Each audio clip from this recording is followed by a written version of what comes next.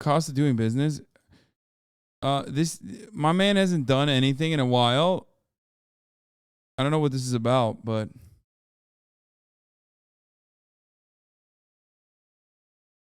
say for the sake of argument, there's this, call him a provocateur, a conservative who makes his living off being a public figure, saying scandalously evil things in public because controversy equals attention, and attention equals brand recognition. He gets his writing gigs and interviews and guest spots, sometimes because people agree with the awful things he says.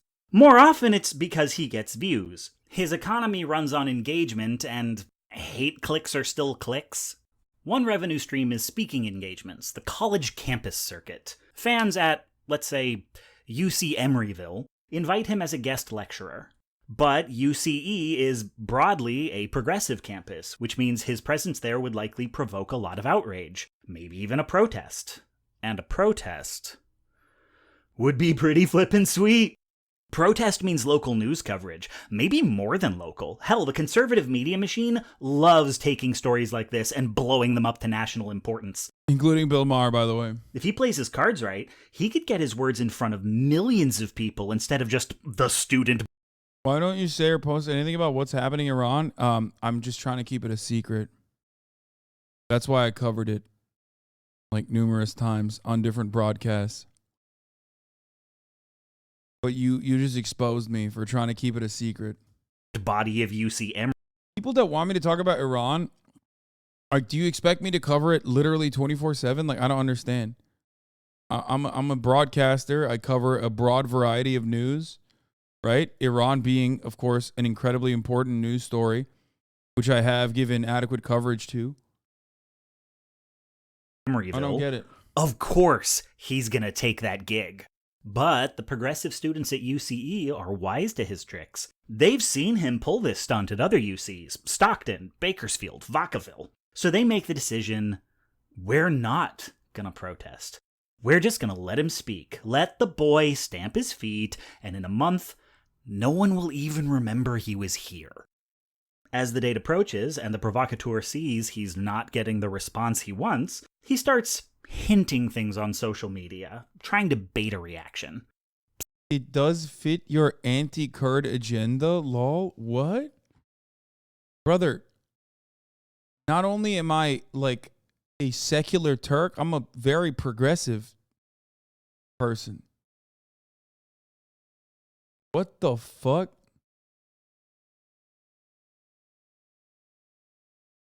That's crazy. Psst, hey. I'm going to make jokes about the Holocaust. I'm going to say Americans treated their slaves well. Nothing. So he ups the ante, makes it personal. I'm going to put up pre-transition photos of your trans students. I'm going to out the queer students I've seen on Grindr. I'm going to name which of your students I think are illegal immigrants. Milo Yiannopoulos did all of these things, okay, back in the day. He is describing what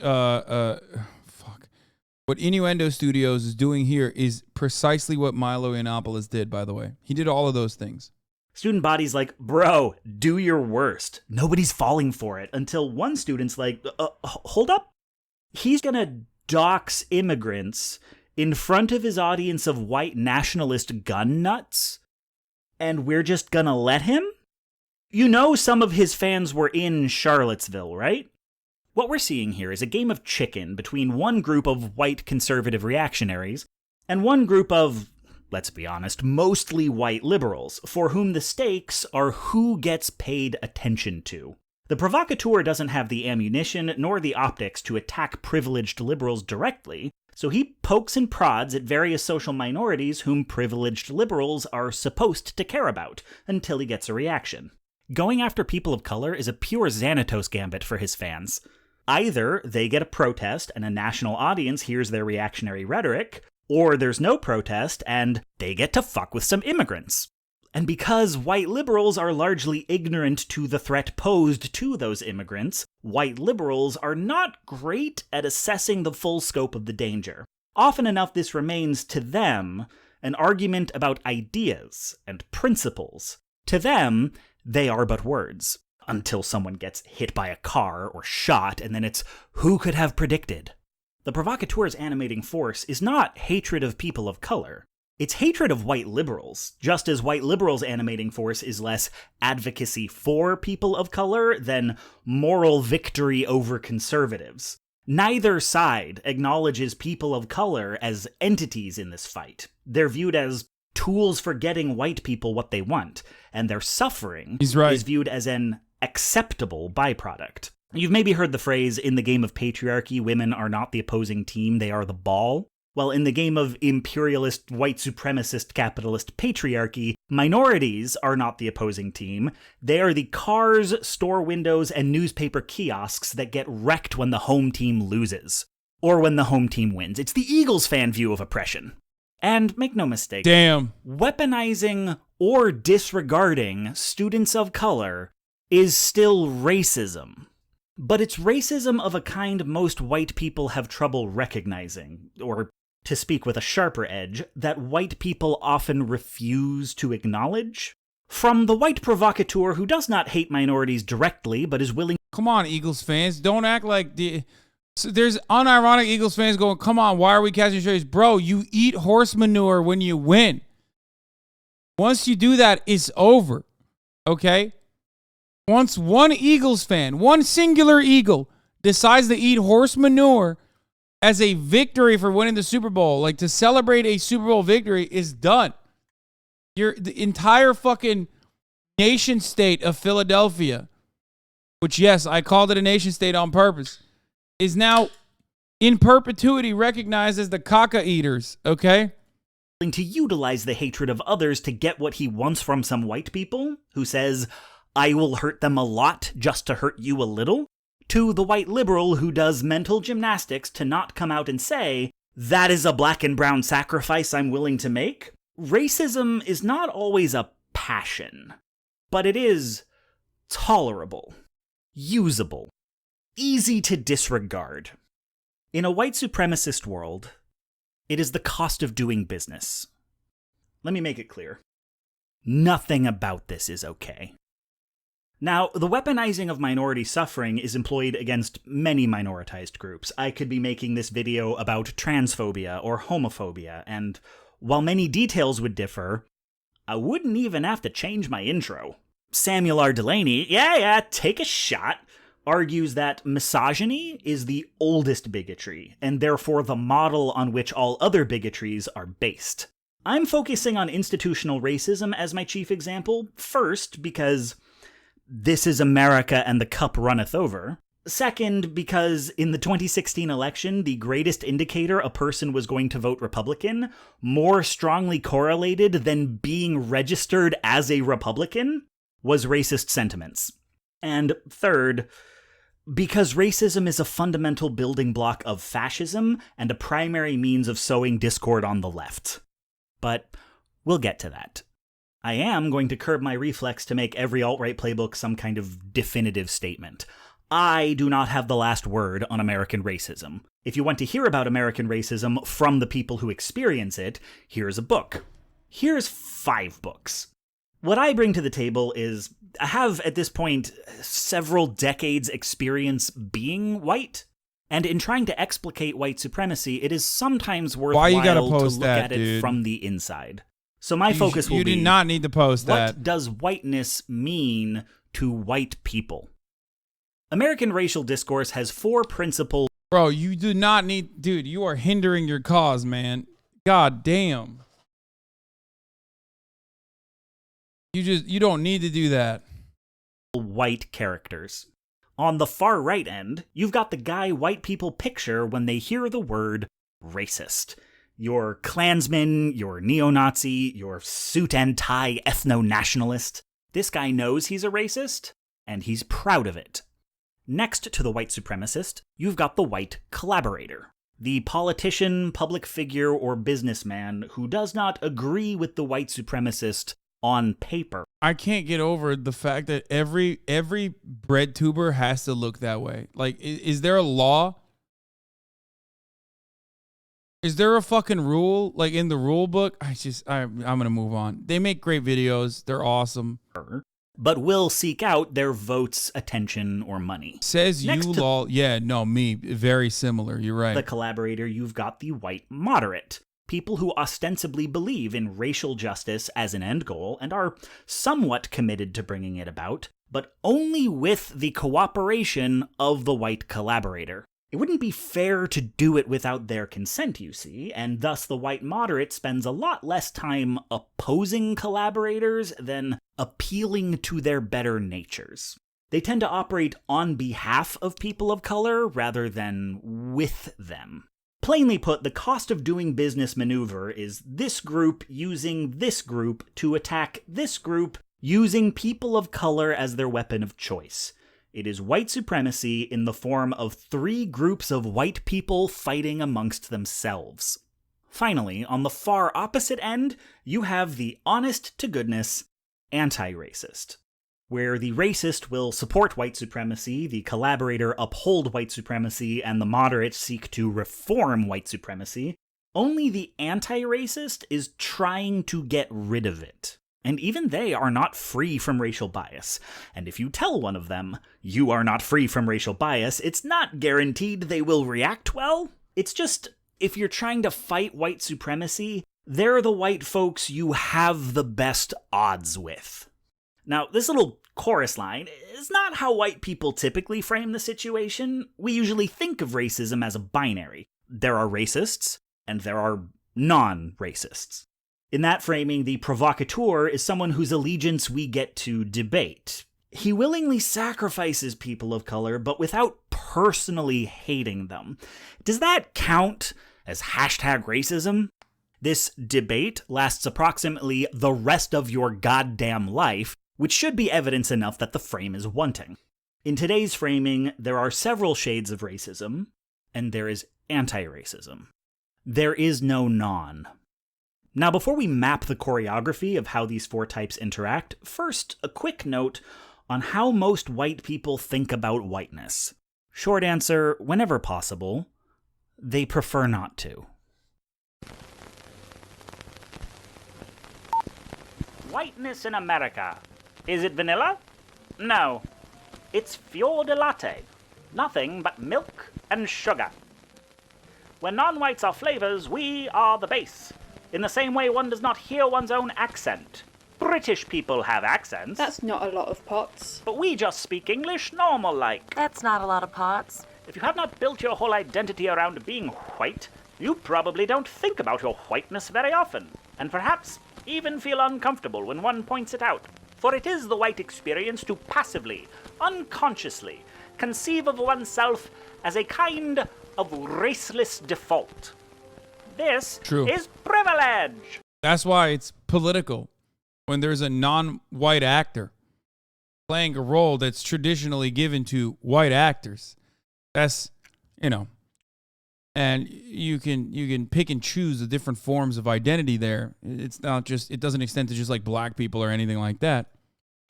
Indeed, this is part of what makes privilege privilege. They're woke. It's the identity that's treated as a norm. The one you don't have to think about. A movie with an all-white cast is widely perceived as being in no way about race.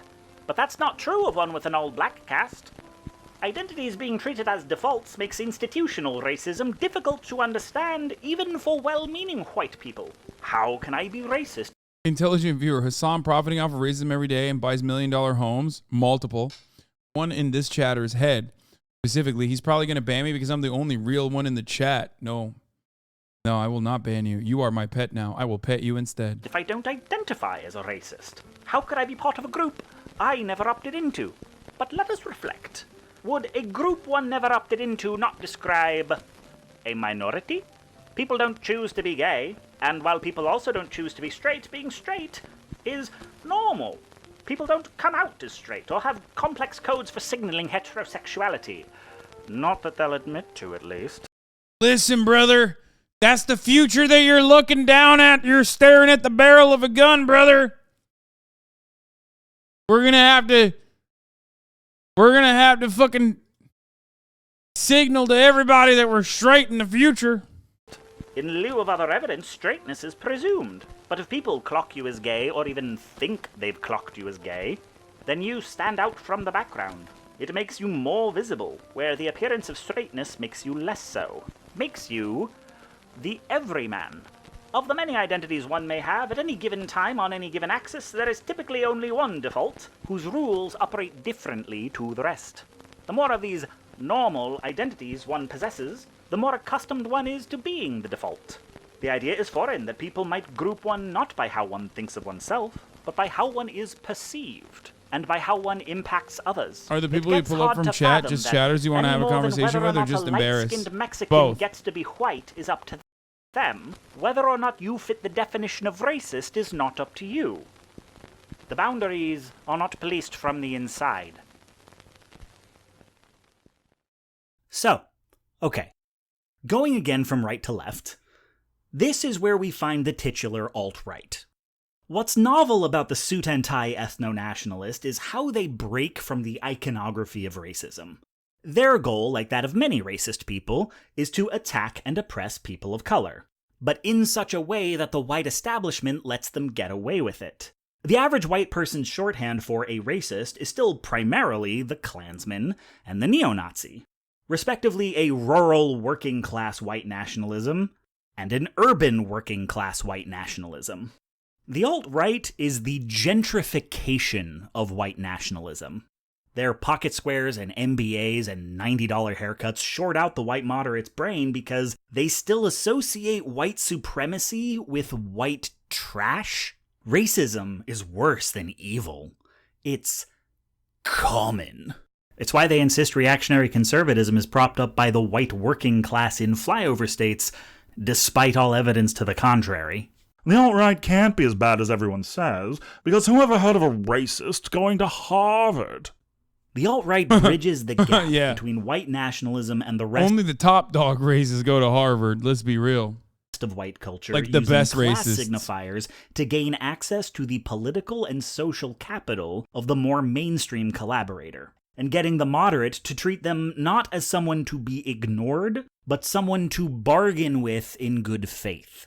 The collaborator finds value in this relationship because, regardless of one's position on it, racism works.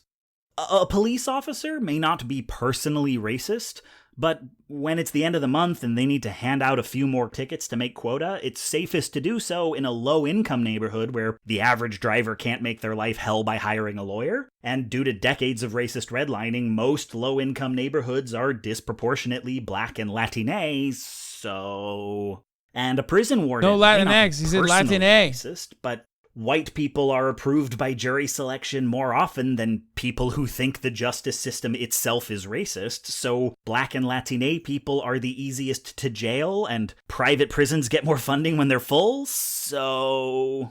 And a conservative politician may not be personally racist, but black and Latina people predominantly vote Democrat, and since they're disproportionately imprisoned, if the politician denies convicts the right to vote, they're more likely to get reelected, so... I don't know whether the labor unions and their bosses really hate me. That doesn't matter, but I know I'm not in their unions. I don't know if the real estate lobby is anything against black people, but I know the real estate lobbies keep me in the ghetto. I don't know if the Board of Education hates black people, but I know the textbooks they give my children to read and the schools that we have to go to. Now, frequently enough, these people are self-identified, card-carrying racists.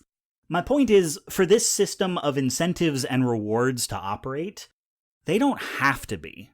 Any of them may, but none of them must. Racism exists, and it's efficient. And in a capitalist society where cops are competing for promotions, private prisons are competing for contracts, and politicians are competing for votes, if an unethical behavior sees a higher return than the alternative, then ethics are a luxury. There are hundreds of examples of businesses that claim, in periods of prosperity, that they prefer to do what is right over what is profitable. But what do they say when prosperity ends? Every boom has a bust. Since 1900, the US has spent 1 out of every 4 years in recession. And in the lean season, not using... Oh, I'm so glad I didn't ban this guy. This is a perfect example. How am I a pet now? Racist much? Everyone in this chat, you're being brainwashed. Hasan is a part of the FBI trial on Twitch to hypnotize the public. Come on. That's a fucking great chatter. This is why Twitch lowered y'all ad revenue. Twitch didn't lower the ad revenue. They lowered the sub revenue. At the top of the hour, there's still a 60-second ad break, though, until this month ends and my contract is over. And if you no longer want to see those ads at the top of the fucking hour, all you need to do is subscribe. Hasan Lurker with a 20 gifted subs. Woo! At the top of the hour, there's a 6-second ad break. If you no longer want to see those ads, all you need to do is subscribe, which you can do for $5 or for free with a Twitch Prime by connecting your Amazon Prime account to your Twitch account, where you get one free Prime subscription a month.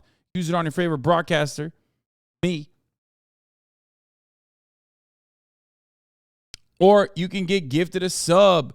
Like Matt NLT with a 5. Dylan is Unbreakable with a 5. Hasan Lurker with a 20. Like I said, that's 30. If you haven't gotten that, you're not going to get an ad break. I mean, you're not going to get a fucking gifted sub. Monty Gaming, thank you for the 5 gifted. Here's the 1-minute ad break now. This generations old system built by white people to advantage their descendants is a liability. A values-based business typically goes one of 3 ways: compromising their values to stay competitive, getting bought by someone who compromised their values to stay competitive, Twitch, or sticking to their guns and facing a higher risk of going out of business. Many choose to do the right thing, and some even survive. But that's beating the odds. The market trends towards the optimal strategy. No one ever went broke appealing to the ignorance of white people. The collaborator treating non-white suffering as the cost of doing business also works rhetorically. Another reason why it's dumb as fuck to be a grifter on the left, and that's why you see so many more grifters, if not all of them, on the right. Obama Beats Greek Kebab, thank you for the 5 gifted. Monty Gaming and Dr. Sleepy Fist 0, thank you for the 5 gifted. The average conservative citizen doesn't know anything about the Syrian civil war, but they know the refugee crisis is something the left seems to care about. So demonizing refugees is mutually beneficial for pundits and politicians who want to rally their base by spiting liberals, and for white supremacists who want to mainstream racism against Arabs.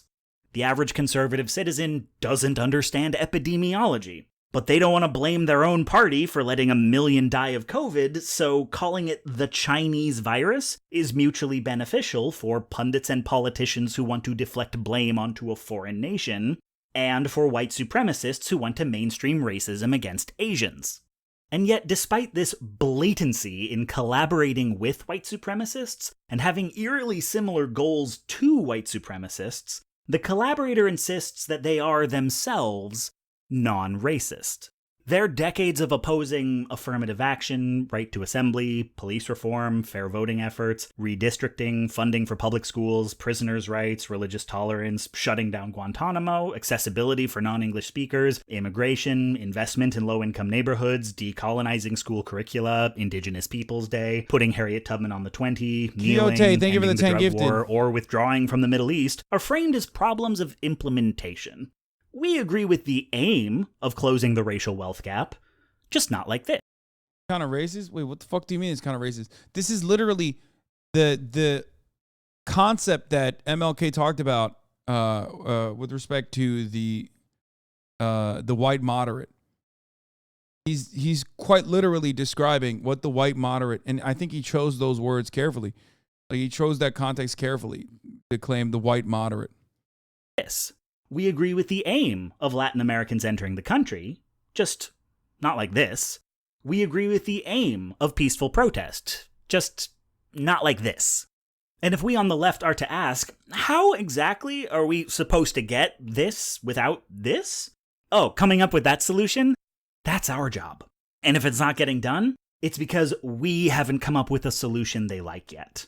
And probably what they don't like about our solutions is that we implied the problem was racism. Yes, white people are overrepresented in dozens of industries nationwide, but have you considered that it's a fluke? Pitch me a solution. Bro, you can't tell me there are plenty of grifters on the left. Look at Second Thought, for example. Man hasn't read a scrap of theory and only talks about culture war bullshit. But let me guess, you're giving JT a pass because he's lining your pockets with CIA and Nestle dollars. Fuck, we gotta ban this guy. He's on it. He's on it. He called us out, dude. No, take another second off. He's still talking. Still chatting. Fuck. Shit. I'm trying to silence him, and it's too hard. For it being a fluke. The collaborators' white supremacy exists in the negative space.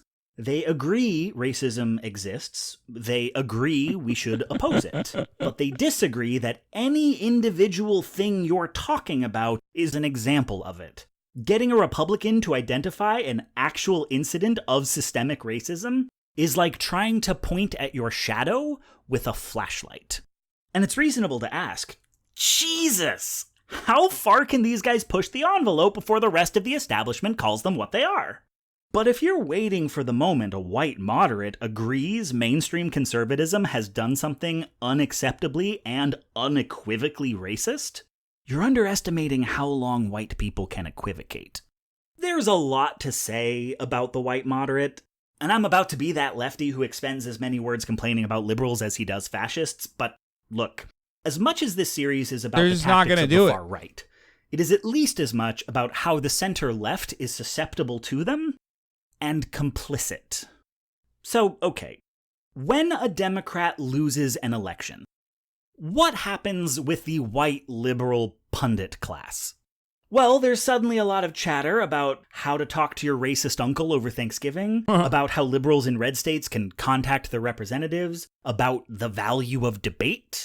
This is our fault, they say. We let this happen because Dude, you're going to spirited debate your fucking family members into not being racist. Is such a funny take from predominantly white liberals that unironically have never had a Thanksgiving with family members that just straight up will never have that conversation. Like, it's like people who live in fucking New Hampshire and have relatives that are all just as liberal as they are. So they just don't understand it. It's like, dude, you could try to have that conversation. And I joke about it. I meme about it. Like, yeah, own your cousins and uncles in the marketplace of ideas and debate for Thanksgiving because I like to see chaos.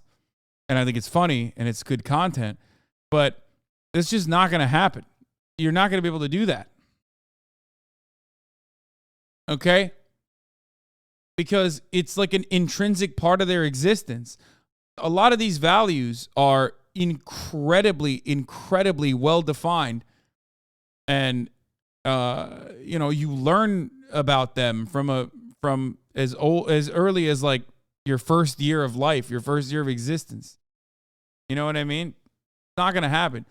You cannot, without material restitution, you're not going to be able to actually legitimately change people's minds one person at a time. Even if you were able to change people's minds one person at a time, you're still not going to be able to enact systemic change. We didn't have enough conversations with white conservatives. You hear a lot more of that talk than about how the gutting of the Voting Rights Act Like, I know people that were at January 6th, okay? Not like directly and immediately, but I know people that went to January 6th. If you try to have a conversation with them about January 6th, to this day, they say Antifa was responsible for January 6th. It's like, bro, you were there. What the fuck do you mean Antifa is responsible? Like, you were there. Yeah, but Antifa did the whole bad stuff. We did the good stuff. So it's like, good luck. Good luck to changing that person's mind. Okay? Cost a lot of the left the right to vote, and what could be done to guarantee their representation in the next election. In fact, you hear a lot more about how that kind of talk is alienating to the white conservatives who supported gutting the Voting Rights Act. About how reaching across the aisle is going to mean easing off the race talk, at least for now. POC representation is quickly reframed as a critical long-term goal, but in the present moment, while we are competing for elected office, guaranteeing the minority vote is a luxury. What's prioritized is that the people who suppressed the black vote in order to win elections not be made to feel that they are Rogo racist. Kuguchi, thank because, you. I mean, what if they genuinely Falco, believe the Voting Rights Attila, Act unfairly and Eden the targets Cat, thank you for the southern five states? Or even if, and I'm saying if here, they did do it to suppress votes. If hurting black people isn't their goal and they're just trying to win elections? Is that really racist? Moderates are very cagey about breaking out the R word for a fellow white person. See, there's this other definition of racism that most white people learn in grade school. Racism is when you say mean things to other kids about skin color and it hurts their feelings. Which is why there's such a thing as anti-white racism, according to Twitch. Which is why I was banned for 7 fucking days off this godforsaken platform for saying the C word by a community of people, guided by a community of people that manufactured outrage enough that Twitch would fucking literally ban me. I will never let that go. It is so fucking abysmally stupid. Racism is about cruelty, and harm done by white people, therefore, is not racism if it isn't cruel, if it's merely ignorant or apathetic. But ignorance and apathy can be reasoned with. You just gotta sit down and hash it out, as long as it takes. Real white supremacy is about emotional distress or interpersonal violence. It's uncommon, it's unpopular, and it's a hearts and minds issue. What this definition leaves out is any notion that white supremacy is about power.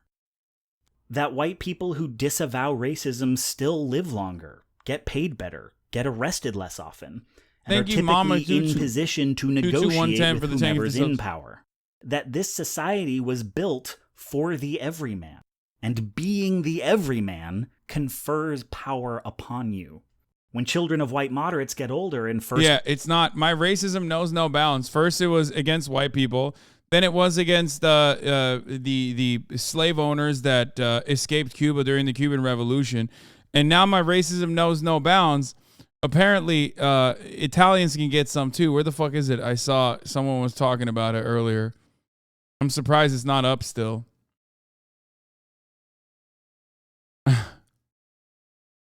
I guess they took it down. Oh, here it is. Oh, never mind. Someone re-uploaded it, but they took it down for politics. Thank God. But it was I was racist against Italians. And people literally were trying to take it seriously. Like there were people who were joking and and it was mostly a joke. And then there were people who were like, yeah, we got it.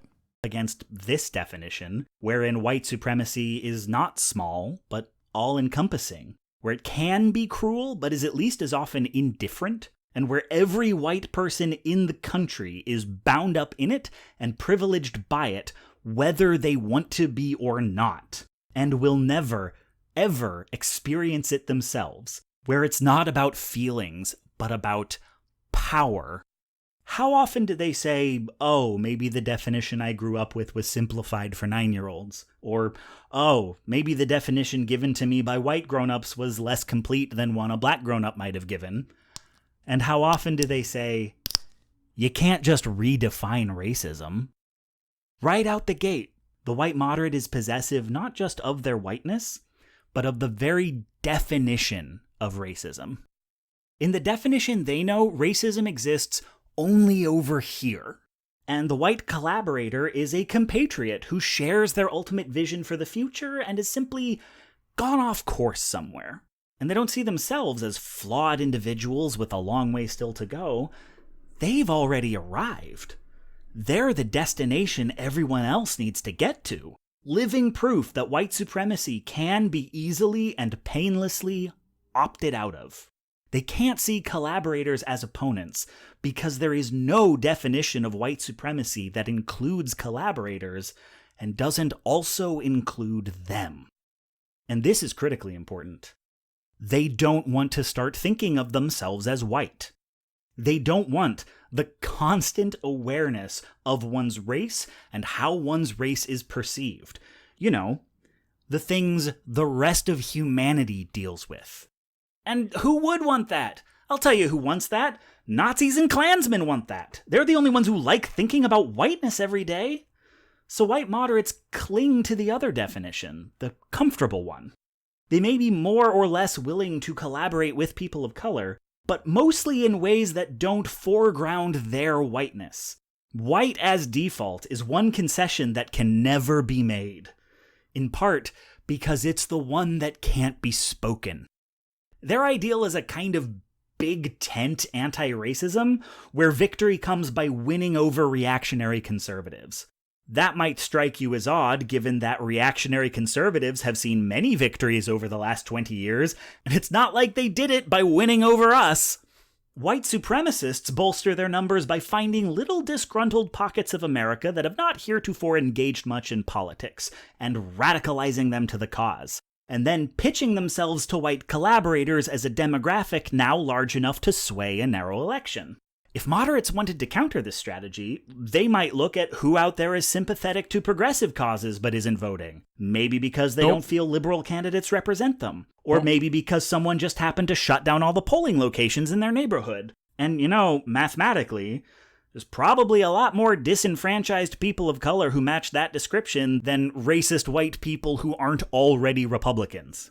But that strategy would mean doubling down on anti-racist talking points instead of easing off of them. It would mean a willingness to alienate some white people. It's giving up on them. And white people vote. And if you want black people and people of color in general and poor people to vote, then you got to make it easier for them to vote, which in turn is an entirely difficult endeavor to accomplish. So you don't want to do that. So you just play with an ever shrinking base of like suburban voters that might go to Obama, but then they're going to go to Trump, but then maybe they'll come back from Trump to Joe Biden. And those are like the main people that change the political dynamic. It's like in total, it's probably like 100,000 people to 200, 300,000 people that shift their votes that you need to like hyper focus on and hyper target. And that's American politics, baby. It's admitting that a significant percentage of American whiteness is not on the side of racial equity. It means there's a definition of racism where it isn't fringe, but common and pervasive, and where addressing it requires thinking about their place in it. It means asking why they feel more affinity for white people who oppose them than people of color they claim to agree with. Muffin Monstar and Shush Jordan, thank you for the 10 gifted subs. Why the votes of the former have to be earned, but the latter are expected. And since all that seems intolerable, they fixate on the kinds of gestures that feel like moving in the right direction, but run very little risk of arriving anywhere. How about instead of defunding the police, we give them more money than any administration in years, but also Juneteenth is a national holiday now. Something for everyone. The left has the numbers to leave behind white centrists who slow down anti-racist efforts. And it doesn't, because white moderates don't want to. They and the white collaborators are supposed to be in this together. And they are, just not in the way they think. The irony is that the right feels no affinity for white moderates whatsoever. They hate, and I mean hate, white moderates. Smug pricks always talking about unity whenever they win an election. Reach across the aisle? That's what you say when you've lost and you want the other guys to make concessions they don't have to make. You don't do it when you're in power. Are they trying to humiliate us, or did we really lose to a bunch of clowns who don't even know how to win right? Debasing themselves in front of minorities just to get their votes when they clearly aren't going to do anything real for them? Christ, at least the white supremacists are honest. The right will threaten POC sometimes just to call the white moderates bluff. Racism must be understood as more than a set of individual beliefs and feelings, but as a tool for achieving political ends. First and foremost, because claiming otherwise is both factually and morally wrong, but also, with that emoji. Without this understanding, white culture can't recognize the stakes. Fascism exists in a state of permanent conflict. Things like declaring an indefinite state of martial law, suspending elections, or executing members of government are justified on the grounds that the people are in danger and need to be... From a they. And they could be international financial speculators. They could be any given George Soros, any number of different demons that are responsible.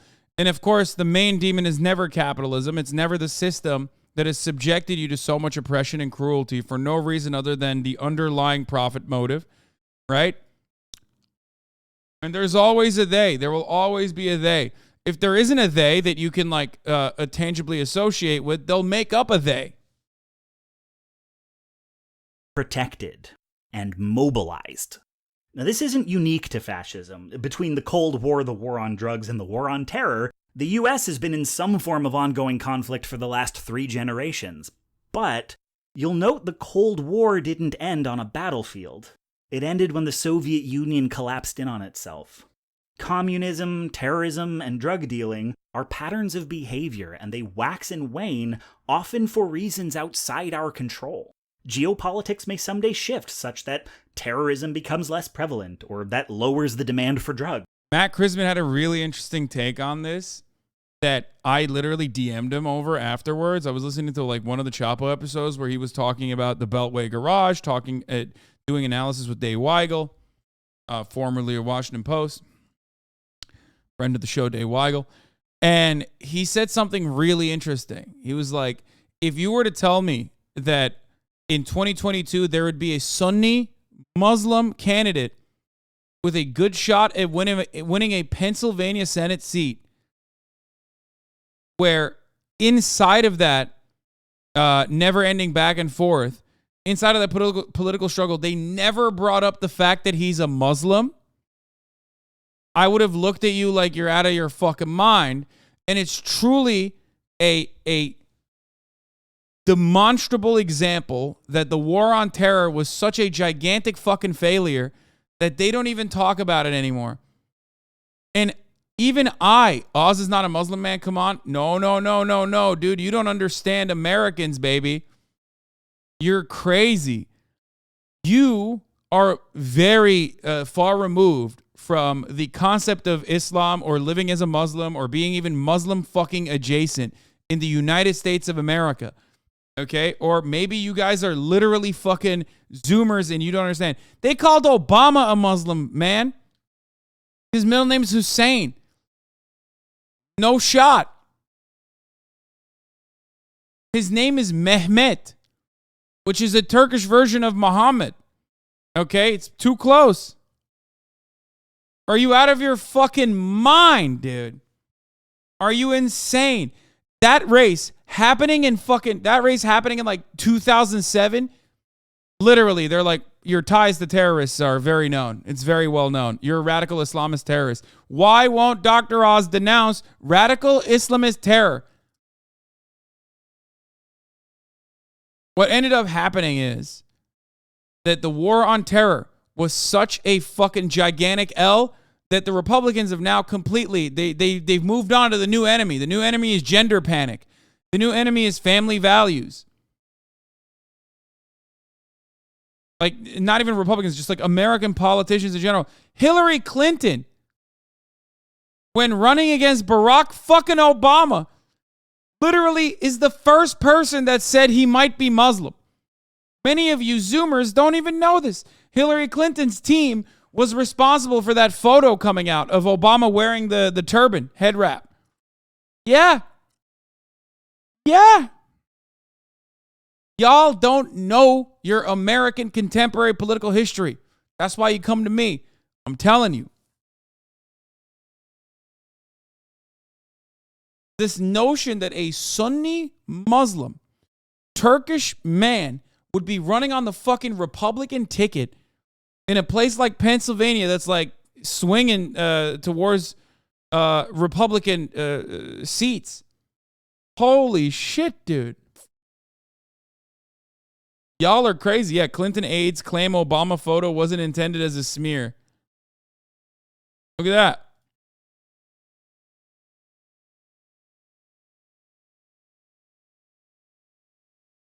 Come on.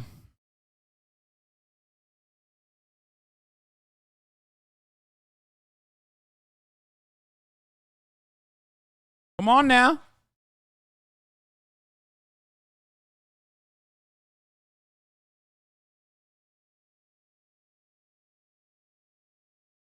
Now, of course, they don't do that line as much anymore, but if you still have like very obviously Muslim candidates, very obviously Muslim politicians like Rashida Tlaib and Ilhan Omar, who their very existence in Congress implies that the war on terror rhetoric is like kind of a dud now. People don't really give a shit. They don't want to think about it because it's a loss.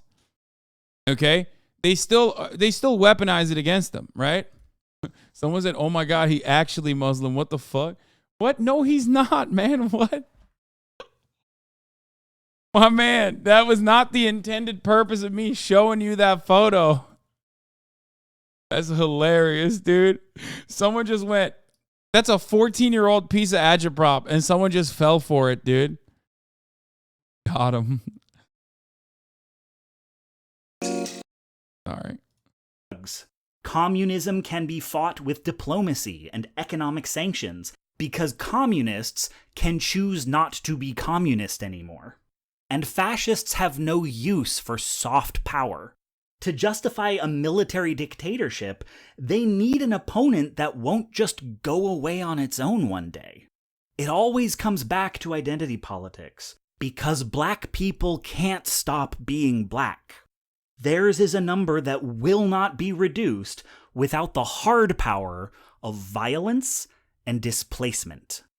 Fascism begins by stealing targets from the left. They focus on elites, corrupt businessmen, weak-willed politicians, subtly shifting focus away from leftist critique of systems to types of people. But sooner or later, they settle on something unchangeable: race, gender, ethnicity, religious background. The bigotry is localized to the region's existing prejudices. In Nazi Germany, it was Jews, Jehovah's Witnesses, Roma, Slavs, black people, queer people, and people with disabilities. In fascist Italy, it was Slovenes, until Mussolini invaded Libya and Ethiopia, and so demonized their citizens as well. In the US, the Klan and the American Nazi Party targeted African Americans, Jews, Catholics, queer people, and immigrants. Spain under Franco tried to determine the exact racial makeup of the Spanish people so they could cast out those with the wrong mixture of bloods. This is why the far right has gone all in on transphobia, by the way. Like, it's joined Islamophobia on the outer rim of acceptable bigotries. On some level, they know trans folks aren't just cis people in disguise, that desistance is rare and conversion therapy doesn't work, because if trans people could just stop being trans, they never would have picked them for an enemy. This is where it starts. This is why you should have no patience for anyone saying wokeness is dividing the left. We should be focusing on class. They're not attacking us on class. They're trying to sell themselves as better on class than we are. Where do you think that fairy tale about blue-collar whites comes from? They want you to believe that they, and not the socialists, are the path. Which is hilarious.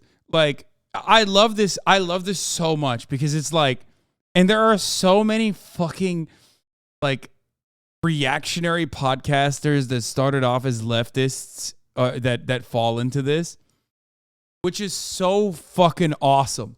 It's like the only tangible quality of the working class is just that they're racist.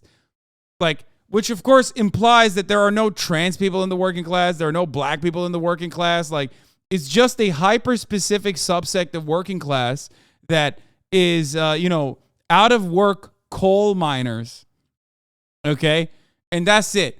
The only people that are working class are like the out of work coal miners that are only white, not any of the other races. Okay?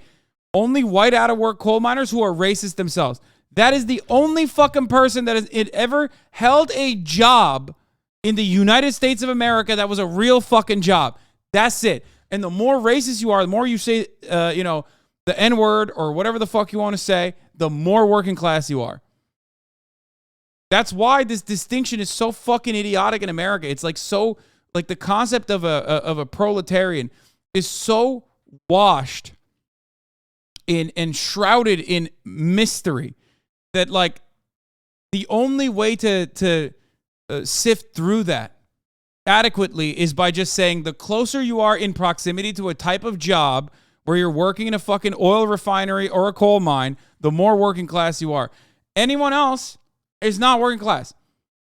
Alexandria Ocasio-Cortez was a fucking barback, okay? But because she's a woman and she's Latina and she's from New York, She was never seen as a working class individual. And as a matter of fact, her working class background was seen as an own, as a diss, they kept saying she was fucking a loser.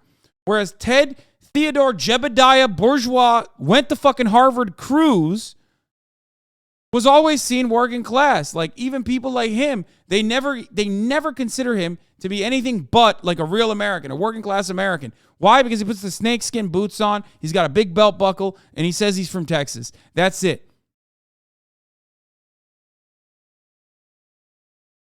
Is this working class?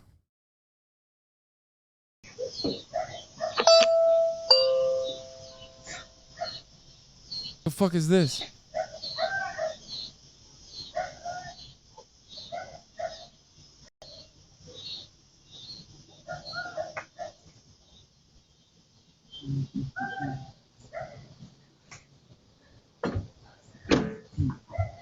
Hello. Yes, sir. Hey, how you doing? Hey, sorry to bother you. I'm Fernando. I work at Peak Energy. We're a few doors down. We're in 1845. Okay. So we do solar around here. We're just coming around talking to niggers. Sorry, dude. Neighbors. I apologize, man. I know. No, man, that wasn't even...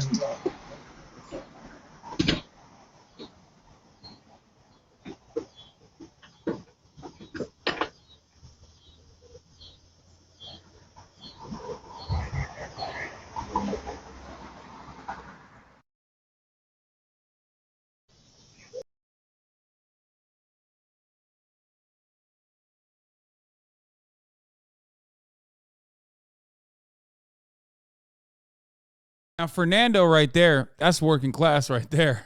That's a working class man. His working class power level is so high. That's not going to look good on Yelp.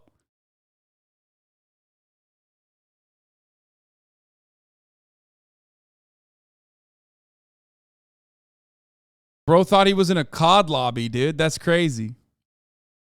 Forward for the downtrodden. There's a reason fascism started popping up all over Europe right after the Russian Revolution. Mussolini got his start beating up socialists in the Po Valley on the grounds that he was defending not wealthy elites, but struggling rural farmers who didn't like the socialist takeover of their industry during the Bienio Rosso. The fascist goal is to harness and redirect class resentment towards a scapegoat. They come at us on identity.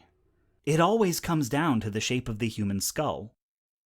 When a provocateur shows up on a college campus to talk about ideas, it's not a debate. There's no special sequence of words that will defeat them. This is a show of dominance. They are presenting themselves as white compatriots to be reasoned with, rather than agents of white supremacy to be opposed. In that framing, the stakes are attention, the weapons are words, and people of color are not players but tokens on a white person's game board. And they are checking whether you will submit to that structure. They don't care about ideas. They care about power. And power is what beats them. They tell you 400 people showing up to protest is just free news coverage. But when 4,000 show up, they cancel. That's power. And in absolute numbers, most events, they can't rustle up 4,000 supporters. But we can, provided cishet non-disabled white dude lefties like myself haven't told all the right's biggest targets that their struggles don't matter. And it's worth mentioning, cops fuck with protesters less when some of them are white. It's also worth mentioning racism affects 58% of the working poor, so there can be no class solidarity that doesn't address it. This isn't who needs to win. This is who needs to win. And if you're white, you need to be over here. I've collected as many resources as I can find by POC on what they need and want from white allies and put them in the down there part. There's a plurality of opinions on this, so I recommend reading more than one. And it may not always be a 4,000 strong protest. Every direct action is unique and must be strategized in concert with the people most affected. But what I can tell you is, when business gets done, white folks need to split the check. A movement cannot be anti-fascist if it isn't anti-racist. was great. That's the Alt-Right Playbook, The Cost of Doing Business by Innuendo Studios. He makes wonderful videos like this. I recommend every single part of his Alt-Right Playbook. Very good videos overall. Big fan.